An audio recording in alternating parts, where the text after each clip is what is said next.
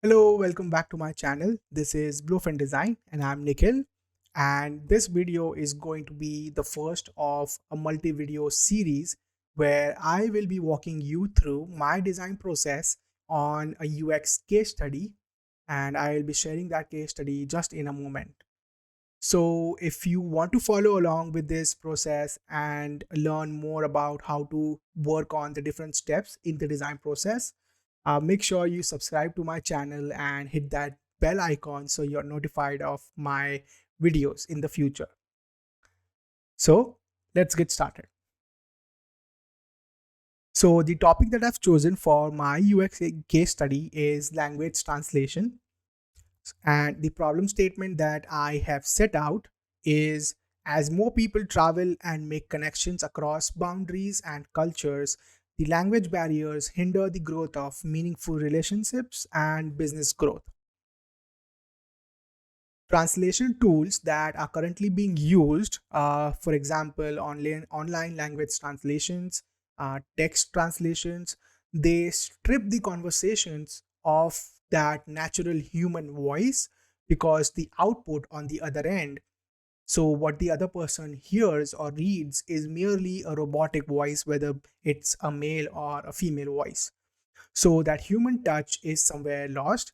If you're using a human translator, that's another thing because you have to pay a lot for using that services.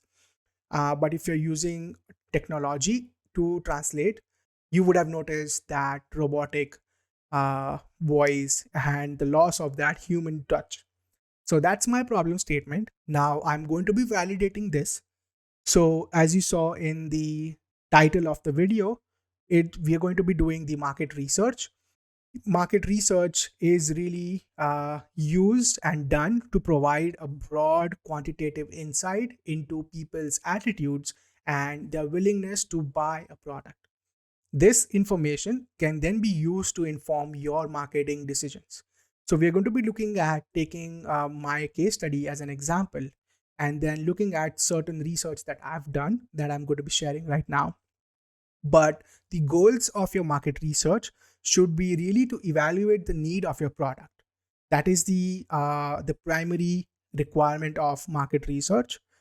The next thing you need to do is determine the market size and determine the current market trends in the industry. What are the current competition, who you would be competing against, what market share your competition currently holds, and are potential customers willing to pay for your product. So all this information that you want to try and find out in the market research phase. So what you should be looking for is large scale data, and this should be like quantitative information in numbers that really should reflect the attitudes of your customers or people or users. And some metrics that you should be finding is the market size, the number of monthly visitors, or market capitalization. So now let's look at my example of language translation. So languages in general, so this chart actually shows the languages that are spoken in real life and online on the internet. So the number of first language speakers worldwide is led by, that the first language is Chinese, that's spoken in real life. The second one is Spanish, then followed by English, Arabic, Hindi, and so on. But on the other end, the languages that is most widely used on the internet, whether it is social media or websites or applications or services, whatnot, the 54% of that is English. So from this information, I can safely say that if my product is available in English, Chinese, Spanish, Arabic, Hindi, I can cover a wide range of the market. So one thing to note over here is your source is also as important as the data you're trying to find. So make sure that you're not just finding one simple Google search and you're trying to find information, because that may not be possible in all the projects and all the products that you're looking for. I would highly suggest to do a deep dive and finding out a real source of information and a real world reflection of that. Moving on to the next set of data that I have. This is by a source and a website called Reducon. It's a research website where they share different research insights and the research studies that have been done by the research companies. So they kind of compile on the information related to one topic and then present on their website in infographic format. So this image, actually this information shows the general language translation industry in general on a global scale. So 75% consumers prefer to buy products from websites in their native language. So if my product is being used in uh, online in websites, I now have a good idea that 75% consumers who are looking to buy products in their native language. So my language translation services should be available in their native languages.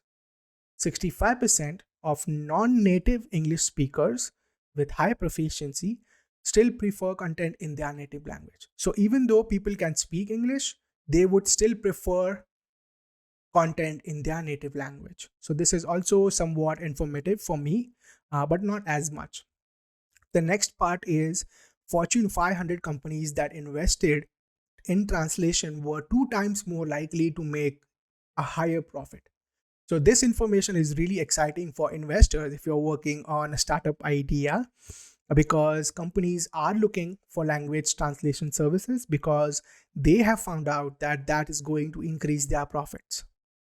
And this bit is actually more important for me because if my website is being localized, that means it's being translated in the United States, China, Japan, and Germany, just 4 countries alone, then that is actually providing potential for 50% of worldwide sales.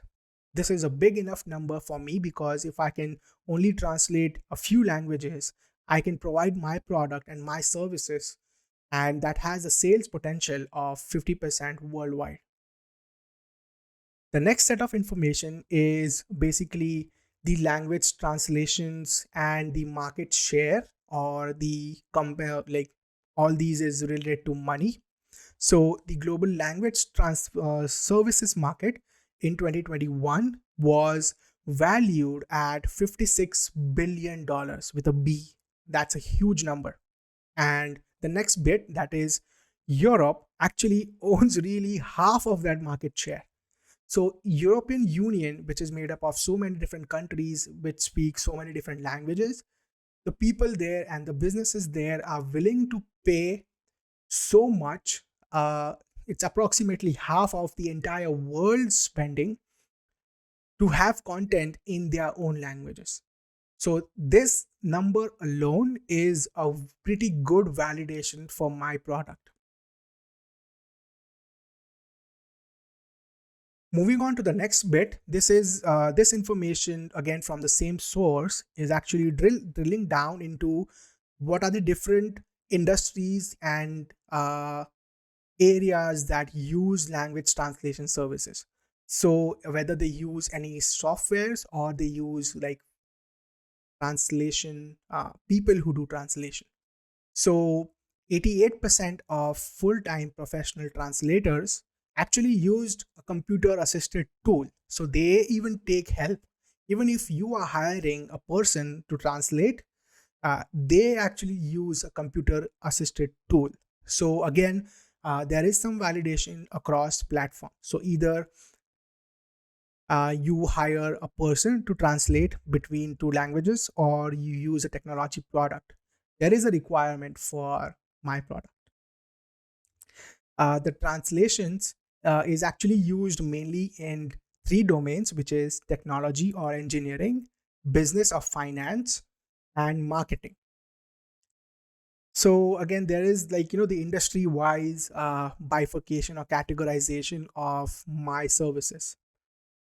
So with all looking at all of these numbers, I am now confident that my product is actually in need and people are willing to pay for my product, and there is a market share. Now, some of the information that I've not added here is what companies are currently holding, like, what companies are my competitors and how much market share they actually have. So, while I was doing my research, I found out that the two companies that actually hold the largest market share are Google's language translation tool and Microsoft's language translation tool. And they both together have about 80% of the market share in language translations. So I now know that I'm competing against Google and Microsoft with my language translation product. And there is a market share because people are willing to pay for these services. So currently, they may be paying Google or Microsoft or any other company, but if my product is good enough, they are willing to pay for that product as well. I hope this example was helpful for you. Now, going back to the topics of market research, uh, after we looked at an example, I think you can understand better. So, when you do market research, it provides broad quantitative insights into people's attitudes and their willingness to pay for or buy a product. What should be the goals? To evaluate the need for the product, determine the market size, the current market trends, what competition uh, is there in your industry, what market share they have, and are potential customers willing to pay for your product. And what you should be looking for is large scale data, which is quantitative information, the attitudes of your customers or users, and certain metrics like market size, number of visitors, and market capitalization. Along with all of these, um, I also want to add one thing in the end is uh, make sure your source of research is reliable as well, because if you are working on a real product and you find while doing research you get some numbers but they are not from a reliable source, uh, all of that research will be in the vain and all of your subsequent efforts in developing that product will be in vain as well. So to save your product or your company from wasting so much effort and resources, I think having a good reliable source is pretty important. I will try to link all of my sources and the references where I found my information from down in the description. So do check that out as well. And that's it for this video. Also, I have now started a new service where I am making myself available to take calls and talk to you when if you have anything that you want to talk to me about related to user experience design, whether it is your capstone project and you need ideas or guidance or feedback, or if it's your personal project and you're stuck in the design process, or if you're working on your startup idea, I'd love to talk to you and help you in any way I can. So all you have to do is click on the first link in the description down below and book a time that's convenient for you so that I know ahead of time and I'll make myself available for you. I'm really looking forward to talking to you on your design project and help you grow as a designer. If you like this video, do hit that like button and show some love because it really helps me and motivates me and also makes this video available to more people. Share this video with your friends and your network so more people can follow along with the design process with the case study as an example, and hopefully this will be helpful with them as well. And also subscribe to my channel to follow along the entire design process from research, ideation, design, and testing. Thank you so much for watching.